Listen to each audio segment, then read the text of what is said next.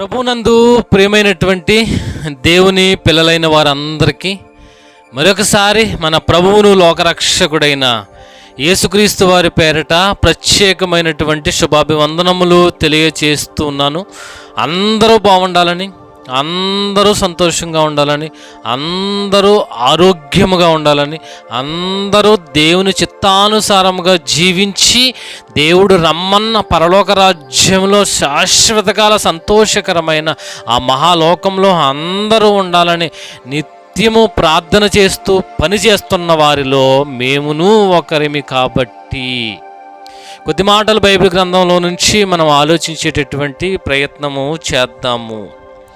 ఈ సువార్త పరిచర్యలో మేము మిమ్మును కోరుకున్నది ఏంటంటే, కేవలము ఈ వీడియోలను చివరి దాకా చూడండి. మీకేమైనా ఉపయోగపడింది అనిపిస్తే, ఇవి దేవుని మాటలు అని మీకు అనిపిస్తే ఈ వీడియోను అనేక మందికి షేర్ చేయండి. మీరు లైక్ చేయండి. మీ విలువైనటువంటి అభిప్రాయాన్ని కామెంట్ రూపంలో తెలియచేయండి.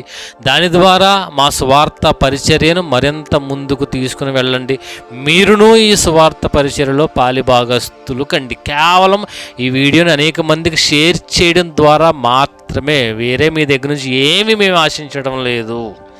ఈరోజు ఒక ప్రాముఖ్యమైనటువంటి సంగతి, నేటి ఆధునిక సమాజానికి అత్యవసరమైన ప్రాముఖ్యమైనటువంటి సంగతి బైబిల్లో నుంచి మనము ఆలోచించేటటువంటి ప్రయత్నము చేద్దాం. ఏంటా పాఠం? యవ్వనం ప్రమాదమా లేక ప్రధానమా? మరి ఒకసారి, యవ్వనం ప్రధానమా లేక ప్రమాదమా అని జాగ్రత్తగా మనం ఆలోచించే ప్రయత్నం చేద్దాం. దేవుడు బైబిల్ గ్రంథంలో అన్ని విషయాలు రాయించాడండి. It's a counselling. మనిషికి కావలసినటువంటి అన్ని విషయాలు దేవుడు గ్రంథంలో రాయించాడు. దానిని మనం తెలుసుకోవడంలో విఫలమైపోతున్నాము కాబట్టి, అర్థం చేసుకోవడంలో విఫలమైపోతున్నాము కాబట్టి, ఈ చిన్న జీవితంలో ఎన్నో ఒడిదుడుకులు, ఎన్నో ఆటుపోటలు, ఎన్నో భయాందోళనలు, ఎన్నో మనస్పర్ధలు, ఎన్నో అపోహలు, వీటన్నిటినీ తొలగించుకోవాలి అంటే దానికి ఉన్నటువంటి ఏకైక ఆయుధం దేవుని వాక్యం. బలహీనమైన వాడిని బలపరిచేది దేవుని వాక్యం. అంధకారంగా మారబోతున్నటువంటి చీకటి లోకానికి పరిమితం అవుతున్నటువంటి మనుష్యుల జీవితాలను వెలుగులోనికి తీసుకుని వెళ్ళి సింహాసనం మీద కూర్చొని పెట్టగలిగేటటువంటి కలిగినటువంటి మహోన్నతుని మాటలు ఉన్నటువంటి బైబిల్ గ్రంథాన్ని మనం గనక జాగ్రత్తగా అధ్యయనం చేయగలిగితే మన బ్రతుకుకు ఒక అర్థం, మన జీవితాలకు శాంతి సమాధానం ఏర్పరుస్తాయి. నేడున్న సమాజం బాగుపడాలి అంటే దేవుని వాక్యం సమాజంలో ఉన్న వారందరికీ విరివిగా తెలియబడాలి. దేవుని మనస్సు ఏంటో తెలియబడాలి. ఈరోజు గ్రంథంలో నుంచి ఒక ప్రాముఖ్యమైన సంగతి ఆలోచన చేస్తే, మనిషి 4 దశల్లో ఉన్నాడండి. మనిషికి వచ్చేవి 4 దశలు. ఏంటా 4 దశలు అంటే, మొదటిది పిండ దశ, పిండముగా ఉండేటటువంటి దశ మొదటిది. రెండవది బాల్య దశ రెండవది. మూడవది యవ్వన దశ. నాలుగవది కౌమార దశ. ఐదవది వృద్ధాప్య దశ. ఈ దశలు మనిషి అందరికీ వస్తాయి. భూమి మీద పుట్టిన ప్రతి మనిషికి ఈ 5 దశలు ఉంటాయి. మరొకసారి, పిండ దశ, బాల్య దశ, యవ్వన దశ, కౌమార దశ, వృద్ధాప్య దశ. ఈ 5 దశలు ప్రతి మనిషి తప్పక అనుభవిస్తాడు. అంటే చివరి వరకు దేవుడిచ్చినటువంటి ఆయుష్కాలం అంతా, అనగా వృద్ధాప్యం వరకు వచ్చినటువంటి ప్రతి మనిషి, వృద్ధాప్యం ముసలితనం వచ్చేటటువంటి ప్రతి మనిషి కూడా ఈ 5 దశలను తప్పక దాటుకుంటూ అన్నిటినీ అనుభవించి వస్తాడు. ఇక ఈ 5 దశల్లో ప్రాముఖ్యమైనటువంటి దశ ఏంటంటే యవ్వన దశ. ఎలా చెప్పగలుగుతారు అంటే, ఈరోజు ఏ ఉద్యోగానికైనా యవనస్తులే కావాలి, సమాజాన్ని బాగు చేయడానికైనా యవనస్తులే కావాలి. ఎందుకు అంటే యవ్వన వయసులో ఉన్నటువంటి వారికి బలం ఉంటుంది. యవ్వన వయసులో మెరుగైనటువంటి శరీర సౌష్ఠవం ఉంటుంది. యవ్వన దశలో అన్ని రకాల కార్యక్రమాలు చేయడానికి అనువైనటువంటి పరిస్థితి ఉంటుంది. కానీ దానిని తప్పుగా వాడుతున్నారు నేటి యవనస్తులు. దేవుడిచ్చినటువంటి యవ్వన దశలో ఉన్నటువంటి శక్తిని ఎరగక ఆ శక్తిని ఈరోజు పొరపాటుగా, అనవసరంగా, వ్యతిరేకంగా వాడుతున్నారు. కాబట్టి ఈరోజు సమాజం బాగుండాలి అంటే ఆ సమాజంలో ఉన్నటువంటి యవ్వనస్తులు బాగుండాలి. కుటుంబం బాగుండాలి అంటే ఆ సమాజంలో, ఆ కుటుంబంలో ఉన్నటువంటి యవనస్తులు బాగుండాలి. సంఘం బాగుండాలి అంటే ఆ సంఘంలో ఉన్నటువంటి యవనస్తులు బాగుండాలి. ఈ రకంగా చూస్తే ఏది బాగుండాలి అన్నా అది యవనస్తులు బాగుంటే సాధ్యమయ్యేటటువంటి అవకాశం ఉంటుంది. కాబట్టి ఈ యవ్వన దశ మిగతా 4 దశలు ప్రాముఖ్యమైనవే, కానీ దానికంటే ఈ యవ్వన దశ అనేది మరీ ప్రాముఖ్యం. ఎందుకంటే త్వరగా పాడైపోవడానికి అవకాశం ఉంటుంది, త్వరగా త్రొట్టిల్లిపోవడానికి అవకాశం ఉంటుంది. అట్ ది సేమ్ టైం బాగుపడేటటువంటి అవకాశం కూడా ఈ దశలోనే ఉంటుంది. జీవితం పైన ఒక అవగాహన వచ్చేటటువంటి దశ, జీవితాన్ని నిర్ణయించుకునేటటువంటి దిశ. ఆ జీవితాన్ని అయోమయంలోనికైనా అంధకారంలోనికైనా నెట్టివేయడానికి అవకాశం ఉన్నటువంటి పరిస్థితి ఉన్న దశ ఇదే. జీవితాన్ని బాగు చేసుకొని జీవితాన్ని అభివృద్ధి పదంలోనికి తీసుకుని వెళ్ళాలనుకున్న పరిస్థితి ఉన్న దశ కూడా ఇదే. ఇది టర్నింగ్ పాయింట్. ప్రతి మనిషికి ఈ దశ ఒక టర్నింగ్ పాయింట్ లాగా పనిచేస్తుంది. కాబట్టి ఈ యవ్వన దశ ప్రధానమా లేక ప్రమాదమా వీటిని మనం జాగ్రత్తగా మనం ఆలోచన చేస్తే, కీర్తనలు 127వ కీర్తన 127వ కీర్తన 4వ వచనంలో, యవ్వన కాలమందు పుట్టిన కుమారులు బలవంతుని చేతిలోని బాణముల వంటి వారు అన్నాడు. ఈ వాక్యం చాలా మందికి అర్థం కాలేదండి. యవ్వన వయసులో పుట్టిన కుమారులు, యవ్వన కాలమందు పుట్టిన కుమారులు బలవంతుని అనగా దేవుని చేతిలో బాణముల వంటి వారు ఎవరంట? యవ్వన కాలములో పుట్టిన కుమారులు. ఈ మాట చాలామందికి అర్థం కాక అపార్థం చేసుకున్నారు. ఈ మాటని ఎలాగ అపార్థం చేసుకున్నారంటే, యవ్వన కాలంలో పిల్లలు పుడితే వాళ్ళట బలవంతుని చేతిలో బాణముగా అంటే బలంగా తయారవుతారట, మంచి ప్రయోజకులుగా మారతారట అనుకున్నారు. కాబట్టే యవ్వన వయస్సులోనే పెళ్లి చేసేయాలి. అంటే 18 సంవత్సరాలు రాగానే పెళ్లి చేసేయాలి. యవ్వన వయసు రాగానే పిల్లలకు పెళ్లి చేసేయాలి. ఎందుకంటే ఆ వయసులోనే 18 సంవత్సరాల వయసులో పెళ్లి చేసేసి వెంటనే 1 సంవత్సర కాలంలో పిల్లలు పుట్టేస్తే ఆ భార్యాభర్త ఇద్దరు కూడా యవ్వన వయసులోనే ఉండి పిల్లల్ని కనేశారు. కాబట్టి ఆ యవ్వన వయసులో భార్యాభర్తలకి ఇద్దరికి పుట్టినటువంటి ఆ పిల్లలు గొప్ప ప్రయోజకులు, బాణముల వంటి వారుగా తయారైపోతారని చాలామంది అనుకుంటున్నారు. పొరపాటు. ఇక్కడ ఈ మాటకి అర్థం, తల్లిదండ్రులు యవ్వన వయసులో పిల్లలు పుడితే ప్రయోజకులు అవుతారని కాదు. తల్లిదండ్రులు 18 సంవత్సరాల వయసులోనే పిల్లలు పుట్టేస్తే ఆ పిల్లలు గొప్ప ప్రయోజకులు అయిపోతారు, బలవంతుడి చేతిలో బాణాలు అయిపోతారని కాదు.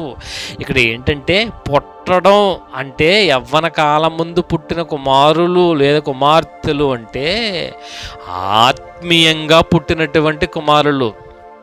అనగా యవ్వన వయసు వచ్చినప్పుడు దేవునిలోనికి పుట్టినటువంటి పిల్లలు, ఆత్మీయంగా దేవుని కొరకు పుట్టినటువంటి పిల్లలు, దేవుని పనిలోనికి వచ్చినటువంటి పిల్లలు, దేవుని కోసం బ్రతకాలనుకుంటున్నటువంటి యవనస్తులు. ఆత్మీయంగా మనిషికి 2 పుట్టుక, శరీర పుట్టుక, ఆత్మీయ పుట్టుక. అంటే బాప్తిస్మం ద్వారా ఆత్మీయ పుట్టుక, యేసుక్రీస్తుని అంగీకరించడం ద్వారా ఆత్మీయ పుట్టుక, యేసుక్రీస్తు వారి రక్షణ మార్గంలోనికి రావడం ద్వారా ఆత్మీయ పుట్టుక. ఎప్పుడు వస్తేనట బలవంతుని చేతిలోని బాణవంతుగా మారతారట. యవ్వన వయసులో యవనస్తులు దేవుళ్ళలో పుడితే, యవనస్తులు ఆత్మీయంగా పుడితే, అంటే యవ్వన కాలంలోనే ఆత్మీయంగా పుడితే వాళ్ళు బలవంతుని చేతిలోని బాణములుగా మారిపోతారు. ఈ విషయం చాలామందికి అర్థం కాక తల్లి తండ్రి యవన వయసులో ఉన్నప్పుడు పిల్లలు పుట్టేయాలని బాల్య వివాహాలు చేసేసారు. పిల్లలకి ఇంకా జ్ఞానం రాకుండా పెళ్ళిళ్ళు చేసేస్తున్నారు. వాళ్ళకి అనుభవం రాకుండా తర్వాత సంసారం కోసం తెలియకుండానే పెళ్ళిళ్ళు చేసేస్తున్నారు. వాళ్లకు యవ్వన వయసు రాగానే పెళ్ళిళ్ళు చేసేస్తున్నారు. పెళ్ళిళ్ళు చేసేసి వాళ్ళకు పిల్లలు పుట్టేయాలి, ఇంకా పుట్టలేదా, ఇంకా పుట్టలేదా, ఇంకా పుట్టలేదా, ఇంకా ఏమి లేదా, ఇంకా ఏమి లేదా అని అడిగేస్తున్నారు. ఎందుకంటే యవ్వన వయసులో పిల్లలు పుట్టేస్తే వాళ్ళు బలవంతుని చేతిలో బాణాలుగా మారిపోతారు అనుకుంటున్నారు. కానీ ఇక్కడ యవ్వన వయసులో పుట్టడం అనేది శారీరక పుట్టడం కాదు, ఆత్మీయంగా పుట్టడం. దేవునిలో గనక యవ్వన వయసులోనే నువ్వు వచ్చేస్తే, అలాగని నీ ఉద్యోగాలు, వ్యాపారాలు, పనులు దేవుడు మానేమని చెప్పలేదు. వాటిని చేసుకుంటూ దేవుడు బ్రతకమన్నట్టుగా బ్రతకడానికి మారు మనస్సు పొంది పాత జీవితాన్ని వదిలేసి నీతిగా నిజాయితీగా బ్రతకడానికి, దేవుని సువార్తను ప్రకటించడానికి, నీ బ్రతుకును మార్చుకోవడానికి నువ్వు కనుక యవ్వన వయసులోనే నీ యొక్క సమయాన్ని దేవుని కొరకు సమర్పించేటటువంటి ఆత్మీయ పుట్టుక కనుక నువ్వు యవ్వన వయసులోనే పుట్టగలిగితే నువ్వు బలవంతు అనగా దేవుని చేతిలో బాణముల వంటి వారిగా మారిపోతావు అంటున్నాడు. అంటే యవ్వన వయసులోనే దేవుడిలో పుట్టాలి, యవ్వన వయసులోనే ఆత్మీయ జీవితాన్ని అలవర్చుకోవాలన్నది ఈ మాట యొక్క ప్రాముఖ్యం. ఇక యోహాను సువార్త 21వ అధ్యాయం, యోహాను సువార్త 21వ అధ్యాయం, యోహాను సువార్త 21వ అధ్యాయం 16వ వచనం చూద్దాం. యోహాను సువార్త 21వ అధ్యాయము 16వ వచనంలో ఏముంది? అందుకు యేసు, నా గొర్రెల మేపుము, నీవు యవనుడవై ఉండినప్పుడు నీ అంతట నీవే నడుము కట్టుకుని నీకిష్టమైన చోటికి వెళ్ళుచుంటివి. నీవు ముసలివాడవైనప్పుడు నీ చేతులు నీవు చాచుదువు, వేరొకడు నీ నడుము కట్టి నీకిష్టము కాని చోటికి నిన్ను మోసుకొని పోవునని నీతో నిశ్చయముగా చెప్పుచున్నానని అతనితో చెప్పెను. ఈ మాటలు యేసుక్రీస్తు వారు పేతురు గారితో చెబుతున్నారు. ఏమని చెబుతున్నారు? నా గొర్రెలను మేపువు, నీవు యవ్వనుడివై ఉండినప్పుడు నీ అంతట నీవే నడుము కట్టుకుని నీకు ఇష్టమైన చోటుకి వెళ్ళుచుంటివి. అంటే యవనస్తులు బలంగా ఉంటారు కాబట్టి దేనినైనా చేయగలరు, బరువులనైనా మోయగలరు, ఏదైనా చేయగలరు. అంటే ముసలి వారి కంటే బెటర్ దెన్గా, కౌమార వయసు వచ్చేసే వారి కంటే బెటర్గా, బాల్యం కంటే బెటర్గా యవనస్తుల్లో శరీర సౌష్ఠవం, శరీర బలం ఉంటుంది. కాబట్టి నీకు నచ్చిన చోటుకు నువ్వు వెళ్ళగలవు, నువ్వు చేయగలిగింది నువ్వు చేయగలవు. నీ ఆలోచన చురుగ్గా ఉంటుంది, నీ శరీరం చురుగ్గా ఉంటుంది, నువ్వు హుషారుగా ఉంటావు, నీ శరీరం బలంగా ఉంటుంది.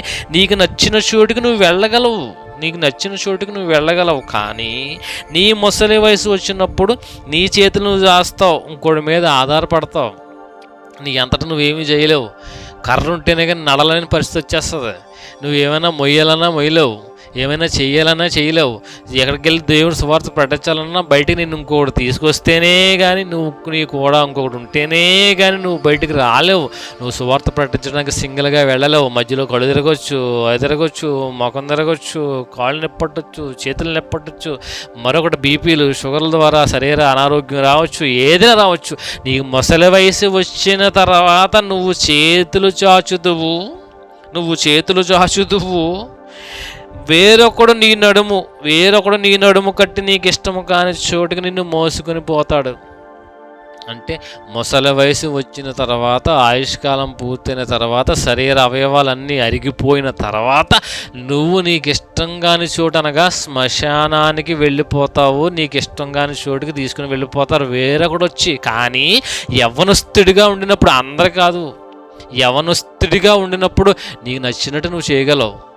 నీ మనస్సు నీకు అదుపులో ఉంచుకోగలవు, నీ శరీరం నీ అదుపులో ఉంచుకోగలవు, నీ కోరికలు నీ అదుపులో ఉంచుకోగలవు. ఎందుకంటే యవ్వన దశకి దేవుడు అంత ప్రాధాన్యతనిచ్చాడు. యవ్వనస్తులు ఈరోజు తొందరగా ఏదైనా చేయగలరు. కాబట్టి యవ్వనస్తుల మీదే కుటుంబం ఆధారపడి ఉంది, యవ్వనస్తులపైనే సంఘం ఆధారపడి ఉంది, యవనస్తులపైనే సమాజం ఆధారపడి ఉంది, యవనస్తులపైనే దేశం ఆధారపడి ఉంది, యవనస్తులపైనే ప్రపంచం ఆధారపడి ఉంది. కాబట్టి ఒక ఆర్మీకి, ఒక మిలిటరీకి, ఒక నేవీకి, ఇక గవర్నమెంట్ పోలీస్, దేనికైనా ఏ ఉద్యోగానికైనా యవ్వనస్తులనే వయస్సునే ప్రామాణికంగా తీసుకుంటారు. ఎందుకంటే అవయవాలు కరెక్ట్గా ఉంటాయి, అన్నీ కరెక్ట్గా ఉంటాయి. ముసలి వయసు వచ్చిన తర్వాత చూపు మందగిస్తుంది, ఎముకలు మందగిస్తాయి, రక్త ప్రసరణ మందగిస్తుంది, శరీర సౌష్ఠవం తగ్గిపోతుంది. కాబట్టి యవ్వన వయసులో ఉన్నప్పుడే నువ్వు నీ దేవుని పనిలో ఉండు. యవ్వన వయసులో నీ ఒంట్లో శక్తి ఉన్నప్పుడే నీవు నీ దేవుడు నీకు అప్పగించినటువంటి పని సువార్త ప్రకటించడం అనే దాన్ని నువ్వు చెయ్యి. లేకపోతే నువ్వు నడుము కొట్టుకుంటే నీ ముసలి వయసు వచ్చిన తర్వాత వేరే వాడు వచ్చి నీకు ఇష్టం కాని చోటుకు నువ్వు చెయ్యాలనుకున్నా చెయ్యలేవు అని యేసుక్రీస్తు వారు ఎంత అద్భుతమైనటువంటి మాట చెప్తున్నారండి. కాబట్టి యవనస్తుడుగా ఉన్నప్పుడు నీకున్న బలం ఉపయోగించి దేవుణ్ణి మహిమపరిస్తే, దేవుడు నీకు అప్పగించిన బాధ్యత నువ్వు నిర్వహించగలిగితే, ముసలి వయసు వచ్చిన తర్వాత నువ్వు యవ్వన వయసులో చేయాల్సినవి ఏమీ చెయ్యలేకపోయినప్పటికీ నువ్వు ఆల్రెడీ యవ్వన వయసులో చేసేసావు. కాబట్టి ముసలి వయసులో నీకున్న పరిధిలో నువ్వు చెబితే సరిపోతుంది. కాబట్టి యవ్వన వయసులో చేయాల్సిన నువ్వు చేయకపోతే ముసలి వయసు వచ్చిన తర్వాత యవ్వన వయసులో చేసేటటువంటి ఏ కార్యక్రమాలు నువ్వు చెయ్యలేవు. కాబట్టి యవ్వన వయసులోనే నీకు అప్పగించినటువంటి దేవుని పని నువ్వు పూర్తి చేసేయి అంటుంది దేవుని వాక్యం. కీర్తనలు 144వ అధ్యాయము, కీర్తనలు 144వ కీర్తన 12వ వచనం చూద్దాం. 144వ కీర్తన 12వ వచనం. మా కుమారులు తమ కాలమందు ఎదిగిన మొక్కల వలె ఉన్నారు, మా కుమార్తెలు నగరునకే చెక్కిన మూల కంబముల వలె ఉన్నారు. కుమారులు యవ్వన కాలమందు ఎదిగిన మొక్కలట. ఎదిగిన మొక్కలు అంటే అర్థం ఏంటి? మొక్క వేస్తాం, ఆ మొక్క చిన్నప్పుడు అప్పుడే వేసినటువంటి మొక్కని ఒక మేకలు కానీ ఏమీ కానీ తినేయకుండా దాని చుట్టూ కంచి వేస్తాం. ఆ మొక్క బాగా ఎదిగి కాయలు కాసే స్థాయికి వచ్చిందనుకోండి, ఒక చిన్న మొక్క వేసినప్పుడు ఆ మొక్క దగ్గర ఎవరో కూడా కుర్చీ వేసుకుని కూర్చోరు. అంటే దానికి చుట్టూ ఏ కంచె వేసే వదిలేస్తారు, మొక్క కొంత సంరక్షించి వదిలేస్తారు. కానీ ఆ మొక్క కాయలు కాస్తే చెట్టు నిండా, ఫర్ ఎగ్జాంపుల్ ఒక మామిడి చెట్టు వేసారనుకోండి, చిన్న మొక్కగా ఉన్నప్పుడు దాన్ని త్రవ్వి నీళ్లు పోసి దాని చుట్టూ మేకలేమి తినేయకుండా ఒక కంచె వేసి అప్పుడప్పుడు నీళ్లు పోస్తూ చూస్తూ ఉంటారు. కానీ ఆ మామిడి మొక్క ఎదిగి చెట్టు అయ్యి దాని నిండా 100 కాయలు కాసేసింది అనుకోండి, మంచి కాయలు చూడడానికి చాలా అందంగా రుచిగా ఉండేటువంటి పెద్ద కాయలు కాసింది అనుకోండి, అప్పుడు ఏం చేస్తారు? ఆ కాయలను ఎవరో దొంగిలించకుండా, ఆ కాయలను ఎవరో తెంపుకొని పోకుండా ఉండడానికి అవసరమైతే కుర్చీ వేసుకుని కర్రెట్టుకుని కాస్తారు దాన్ని. చెట్టు నుంచి ఫలములు ఎవరో దొంగిలించకుండా చెట్టున కాసిన కాయలు ఫలములు మనమే అనుభవించాలనే ఉద్దేశంతో కుర్చీ వేసుకొని కర్రెచ్చుకుని కూర్చుంటారు. ఏ పిల్లవాడు రాయి విసరకుండా, ఏ దొంగవాడు కాయలను కొయ్యనివ్వకుండా చాలా జాగ్రత్త పడతారు. అంటే చిన్న మొక్కగా ఉన్నప్పుడు ఉన్నటువంటి జాగ్రత్త కంటే చెట్టు పెద్దదయ్యి కాయలు కాసే సమయానికి మరింత జాగ్రత్తగా ఆ మొక్కను, ఎదిగిన మొక్కను కాస్తారు. ఇప్పుడు మీ యవ్వన వయసుకు వచ్చినటువంటి పిల్లలను కూడా దేవుడు ఎదిగిన మొక్కలతో పోలుస్తున్నాడు.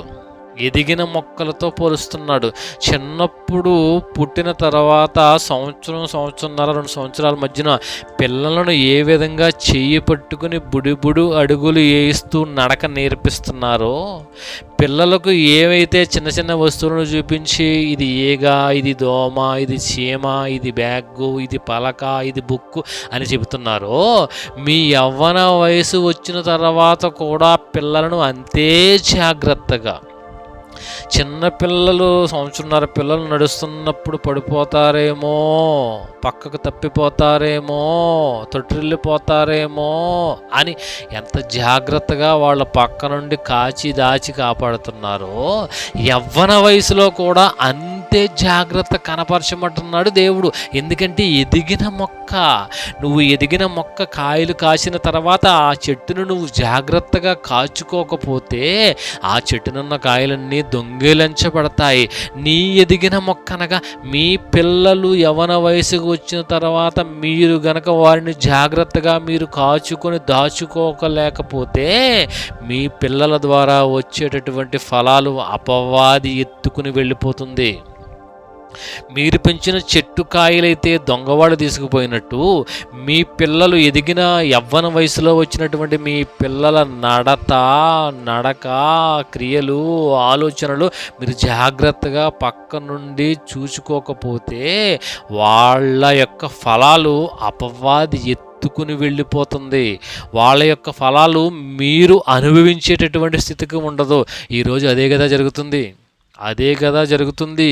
చిన్న పిల్లలుగా ఉన్నప్పుడున్నటువంటి జాగ్రత్త యవ్వన వయసులో ఉన్నటువంటి పిల్లలపైన తల్లిదండ్రులు చూపించని కారణం చేత ఈరోజు అనేక మంది పిల్లలు డ్రగ్స్కి ఎడిక్ట్ అయిపోతున్నారు. మీ దగ్గర నుంచి తల్లిదండ్రులుగా మీ దగ్గర నుంచి రానటువంటి ప్రేమ, మీ దగ్గర దొరకనటువంటి స్నేహం, మీరు వారికి మీరు సమయం కేటాయించినటువంటి కారణం చేత మీ ఎదిగినటువంటి మీ యవ్వనస్తులు పక్కవారి స్నేహాన్ని కోరుకుంటున్నారు, పక్కవారి ప్రేమను కోరుకుంటున్నారు, పక్కవారి దగ్గర ఎంజాయ్మెంట్ని కోరుకుంటున్నారు.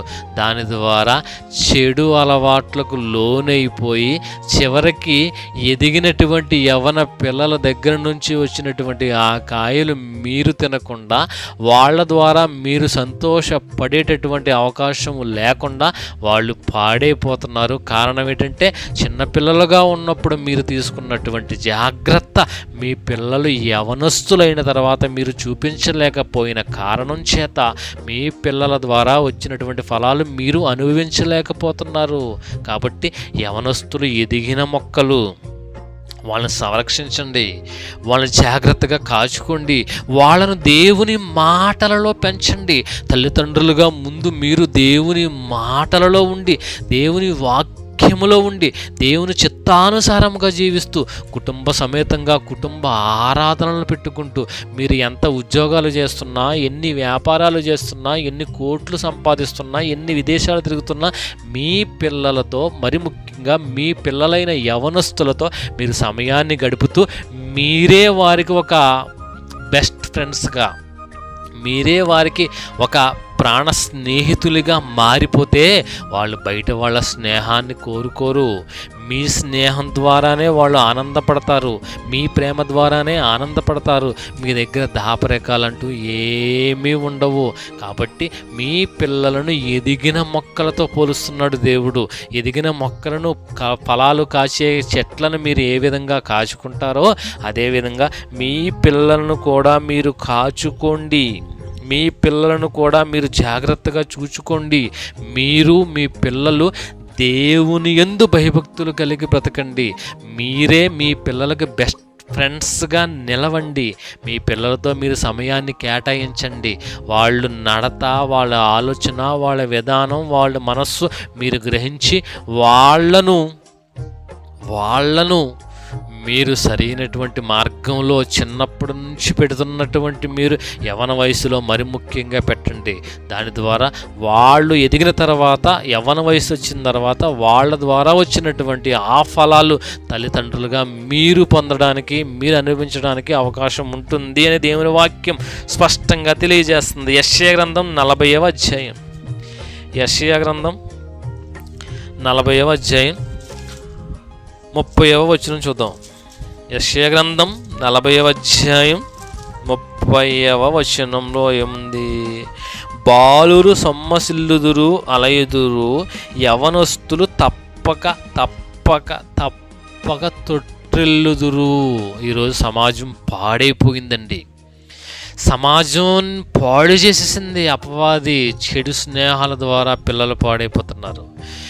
గంజాయి, బ్రౌన్ షుగర్, నీలిమందు, బీర్లు, బ్రాందీలు, విస్కీలు, సిగరెట్లు, ఖైనీలు, గుట్కాలు, ఇలా అనేక రకాల శరీరాలను పాడు చేసుకునేటటువంటి చెడు అలవాట్లకు ఈరోజు నేటి యువత బానిసలైపోతుంది. త్రొట్టిల్లిపోతారు వాళ్ళు. ఆ వయసులో చురుకుగా ఉండాల్సినటువంటి ఆలోచనలు తప్పు ద్రోవ పట్టేస్తున్నాయి. కారణం ఏంటో తెలుసా?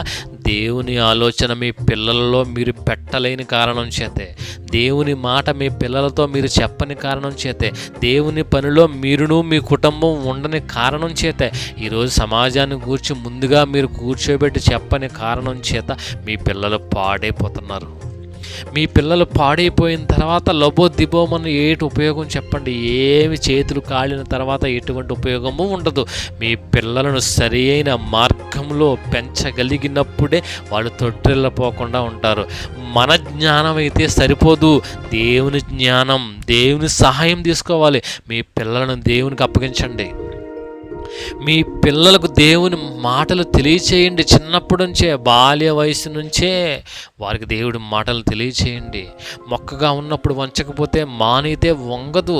యవ్వన వయసు వచ్చేసరికి మీ పిల్లలు దేవుని చేతిలో బాణములుగా మారిపోవాలి. అలా మారకపోతే మీ పిల్లలు తొట్టిల్లపోతారు. దాని ద్వారా మీరు చాలా మానసిక క్షోభ, కడుపు కోత అనుభవించవలసి ఉంటుంది. ప్రియమైనటువంటి సహోదరి సహోదరులారా, ప్రియమైనటువంటి తల్లిదండ్రులారా, ఒక్క నిమిషం ఆలోచించండి. మీ పిల్లలకు బిల్డింగులు కట్టించవచ్చు, మీ పిల్లలకి కేజీల కొద్దీ బంగారం కొనివ్వచ్చు, మీ పిల్లలకు కారు కొనివ్వచ్చు, మీ పిల్లలకు వజ్రాలు కొనివ్వచ్చు, మీ పిల్లలకు లక్షల కోట్లు డబ్బు దాయొచ్చు, మీ పిల్లలకు రకరకాల వస్తువులు ఏది కావాలితే అది కొనివ్వచ్చు. కానీ పాడైపోతున్న మీ పిల్లల ఆరోగ్యాన్ని తెప్పించలేరు. నాశనం అయిపోతున్న మీ పిల్లల బ్రతుకుని మీరు మార్చలేని పరిస్థితికి వెళ్ళిపోతారేమో ఒకసారి ఆలోచించండి. కాబట్టి మీ పిల్లలు తొట్టిల్లిపోతారు. యవ్వన వయసు మరింతగా, ఎందుకంటే సమాజం యవ్వన వయసుని పట్టుకుంటుంది, అపవాది యవ్వనస్తులనే పట్టుకుంటుంది. ఎందుకంటే బలమైన వాళ్ళు దేవుని చేతిలో బలంగా మారాల్సినటువంటి వాళ్ళను సాతాను అపవాది పట్టుకుని సంఘ విద్రోహ శక్తులుగా, ఒక దొంగలుగా, మోసకారులుగా, తల్లిదండ్రులు హింసించేవారుగా, ఒక చైన్ స్మోకర్స్గా, ఒక డ్రగ్గిస్టులుగా ఈరోజు మార్చేస్తుంది. దాని ద్వారా మీ పిల్లల జీవితాలు నాశనం అయిపోతున్నాయి. నిండు నూరేళ్ళు చక్కగా ఆరోగ్యంగా అందంగా దేవుడు ఆయుష్కాలం అంతా బ్రతకాల్సినటువంటి పిల్లలు ఒక 30-40 సంవత్సరాలు వచ్చేసరికి అందహీనంగా, అయోమయంగా, మరణాంధకారంలో, దీర్ఘకాలిక వ్యాధులతో ఈరోజు సతమతమైపోతూ కొంతమంది మరణిస్తున్నారు. కారణం ఏంటో తెలుసా? యవ్వన వయసులో తప్పక తొట్టిల్లిపోతారు. ఆ తొట్టిల్లిపోయేటి పక్కదారి పట్టేటటువంటి ఆ సమయంలో మీరు మీ పిల్లలతో కూడా ఉండి నడిపించాల్సినటువంటి మీరే మీ పిల్లల చేయి వదిలేస్తే, మీరు దేవుడితో నడవాలి, మీ పిల్లలను కూడా దేవుడితో నడిపించాలి. కుటుంబ సమేతంగా దేవుని చిత్త ప్రకారంగా జీవించగలిగితే మీ పిల్లలు తప్పక దేవునిలోనే ఉంటారు. కాబట్టి ఇక సమాజం జోలికి పోరు, తొట్టిల్లేటటువంటి అవకాశం ఉండదు, అపవాదికి అవకాశం ఉండదు. చివరిగా మరొక మాట చూసి మాటలు మనం ముగించేద్దాం. చివరిగా మరొక మాట చూద్దాం. తిమోతికి రాసిన మొదటి పత్రిక 4వ అధ్యాయం. తిమోతికి రాసినటువంటి మొదటి పత్రిక, అపోస్తలుడైనటువంటి పౌలు గారు తిమోతికి రాసినటువంటి మొదటి పత్రిక 4వ అధ్యాయం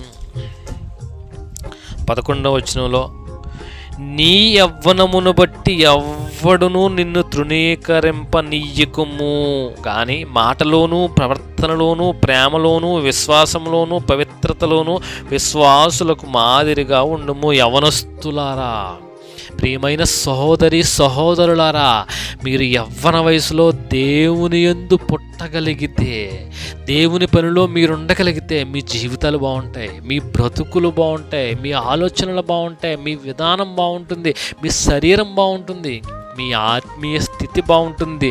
యవ్వన వయసులో ఎవరిచ్చారు దేవుడు ఈ అవకాశం? ఈ యవ్వన వయసు ఇచ్చింది దేవుడు, ఈ బలం ఇచ్చింది దేవుడు, ఈ అవయవాలను పెట్టింది దేవుడు. ఈ అవయవాలతో దేవుణ్ణి మహిమపరచాలి. ఈ యొక్క సమయంలో యవ్వన వయసు వచ్చిన తర్వాత చెడు స్నేహాలను పట్టి నువ్వు చెడు సమాజంలో చెడుగా గనక నువ్వు మారిపోతే నీ యవ్వనం బట్టి ఎవడను నిన్ను తృణీకరించడు.